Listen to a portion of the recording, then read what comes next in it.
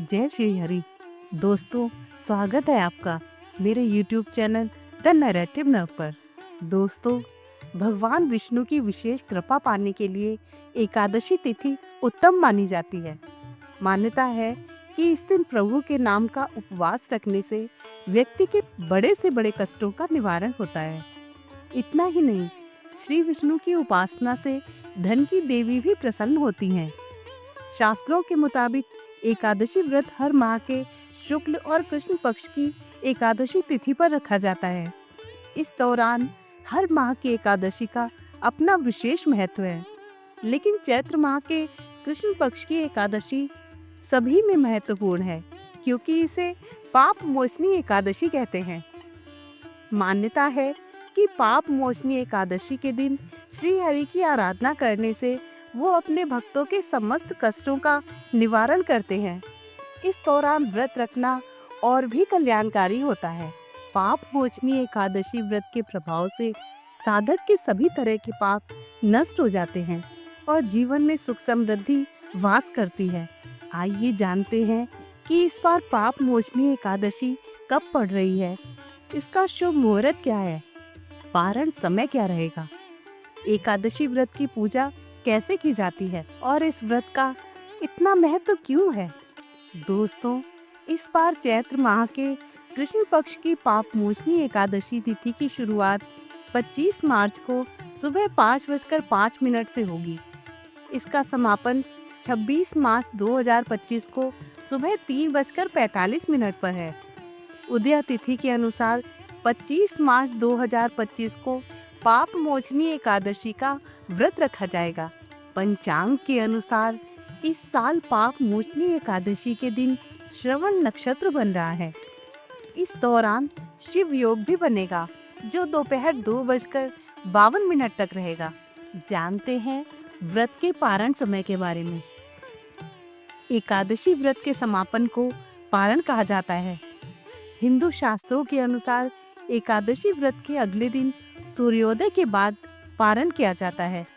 पाप मोचनी एकादशी व्रत का पारण 26 मार्च 2025 बुधवार को किया जाएगा।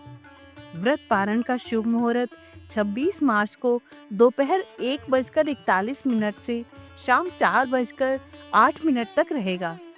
पारण के दिन हरिवासर समाप्त होने का समय सुबह 9:14 है। हिंदू धर्म की मान्यताओं के अनुसार एकादशी व्रत का पारण द्वादशी समाप्त होने से पहले करना अति आवश्यक है। एकादशी व्रत का पारण हरिवासर के दौरान नहीं करना चाहिए। हरिवासर द्वादशी तिथि की पहली चौथाई अवधि है, इसलिए एकादशी व्रत तोड़ने के लिए सुबह का समय सबसे उपयुक्त माना गया है। आइए अब आपको बताते हैं कि पाप मोचनी एकादशी की पूजा कैसे करनी चाहिए। सुबह ब्रह्म मुहूर्त में उठकर स्नान कर लें।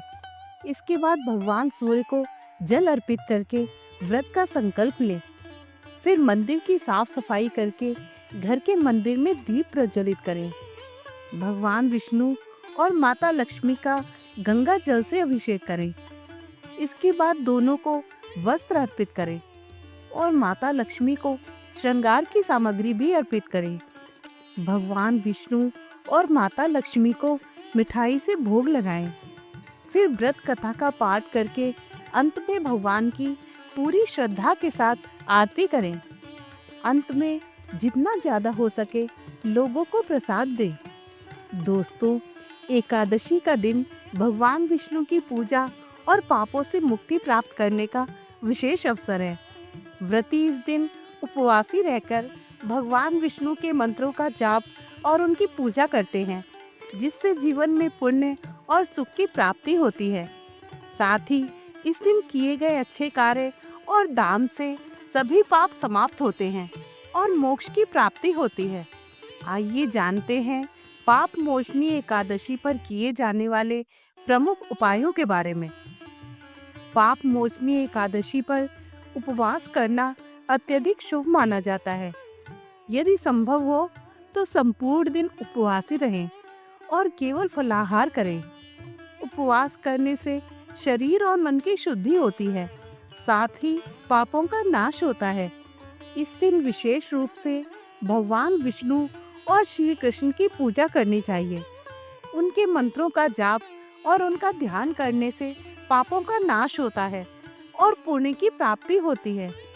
इस दिन को शांति और ध्यान का दिन बनाएं। यदि व्रत कर रहे हैं तो मन को शांत रखें और भगवान के नाम का जाप करें। ये मानसिक शांति और सकारात्मक ऊर्जा का स्रोत है। तुलसी का पूजन इस दिन विशेष रूप से फलदायी होता है।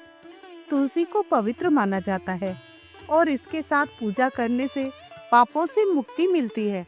इस दिन दान का भी अत्यधिक महत्व है। जरूरतमंदों को वस्त्र, भोजन या धन दान करना पुण्यकारी होता है। ये न केवल पापों को नष्ट करता है बल्कि आत्मिक शांति भी प्रदान करता है। इस दिन हरे राम, राम राम हरे हरे, हरे कृष्ण कृष्ण कृष्ण हरे हरे का जाप करें। ये मंत्र पापों को नष्ट करने और मानसिक शांति प्रदान करने के लिए अत्यधिक प्रभावी है। तो दोस्तों, उम्मीद करती हूँ मेरी आज की दी हुई जानकारी आपको उपयोगी लगी होगी। अगर वीडियो पसंद आई हो तो इसे लाइक, शेयर और मेरे चैनल को सब्सक्राइब जरूर करें। आप सभी को एकादशी व्रत की बहुत बहुत शुभकामनाएं। जय हरि विष्णु।